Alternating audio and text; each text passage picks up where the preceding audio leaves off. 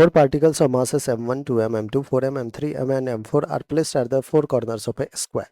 What should be the value of m4 so that center of mass of all the four particles are exactly at the center of the square? ये बच्चों centre पे कह रहा है, centre of mass लाई करे, ऐसा m4 की value बता दो। मैं कहूँगा ठीक है, अगर सेंटर ऑफ मास आप सेंटर पे लाई करते हो, मैं इसी को क्या करता हूँ बच्चों, यहीं इसी को मैं ओरिजिन डिक्लेयर कर देता हूँ। कर सकते हैं सेंटर ऑफ मास में ओरिजिन आप अपने हिसाब से जो है डिक्लेयर कर सकते हैं। मैंने इसको कर दिया 0,0। अब आप ये कह दोगे कि सर इसका मतलब एक्स सी यू एम जो होगा इस पूरे पार्टिकल फोर पार्टिकल सिस्टम का वो जीरो हो जाएगा, similarly Y C U M भी जीरो हो जाएगा। बिल्कुल बच्चों, ठीक है। एक्स यू एम का फॉर्मूला क्या होगा? हम कहेंगे m1x1 plus m2x2 plus m3x3 plus m4x4 upon m1 plus m2 plus m3 plus m4। Alright, अब आइए, इसका मतलब x1 x2 x3 x4 बहुत इंपॉर्टेंट है। हाँ इंपॉर्टेंट है।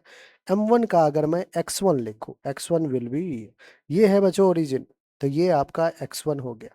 आप कहोगे कि सर लेट से अपन क्या कर लेते हैं, पूरा लेंथ स्क्वायर का ले लेते हैं 2a, यहाँ से यहाँ साइड लेंथ ले लेते हैं 2a, तो ये भी a, ये भी a, ये भी a, ये भी a, ये भी a, ये भी a, ये भी a। आई कहानी बच्चों समझ में? आसान हो गया काम हमारा।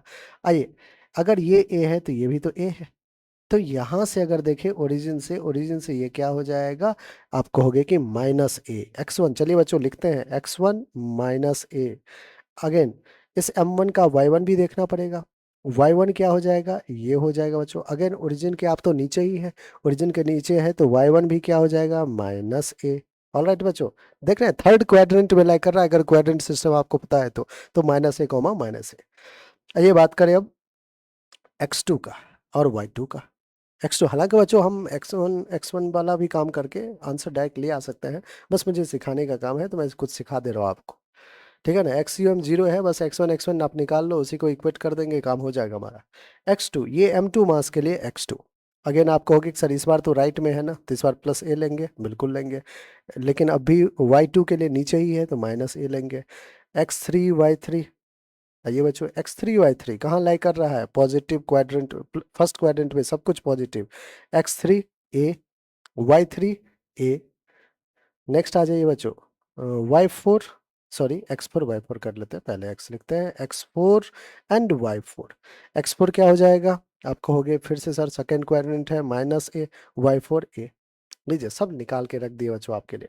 आइए अब फॉर्मूला पे चलते हैं। एक्स यू एम हमें जीरो करना है, एक्स यू एम जो कि जीरो है, होता क्या है बच्चों, m1x1, मास वन कितना है, मास वन है 2m, पुट कर दीजिए 2m इंटू x1 कितना है, माइनस ए, प्लस का मास टू कितना है बच्चों, मास टू है 4m, इंटू x2 कितना है, x2 है प्लस का a, प्लस का m3 कितना है m, इंटू x3 कितना है बच्चों, a प्लस का a, प्लस का m4 कितना है नहीं पता, तो m4 के m4 रहने देते हैं, x4 कितना है minus a, upon m1 plus m2 plus m3, सबको ऐड कीजिए, 2m 4m 6m plus m 7m 7m plus m4।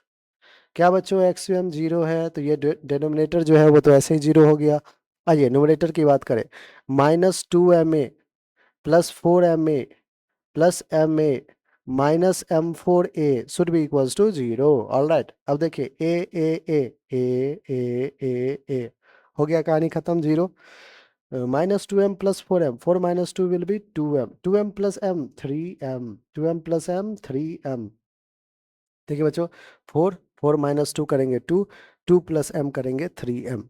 ठीक है, 3m is equals to m4, m4 को उधर भेजिए, तो m4 की वैल्यू कितना आ रहा है बच्चों, 3m आ रहा है। ऑप्शन देखिए 2 6 8, none of this is the correct answer. None of this क्या हो जाएगा बच्चों, करेक्ट आंसर। All right.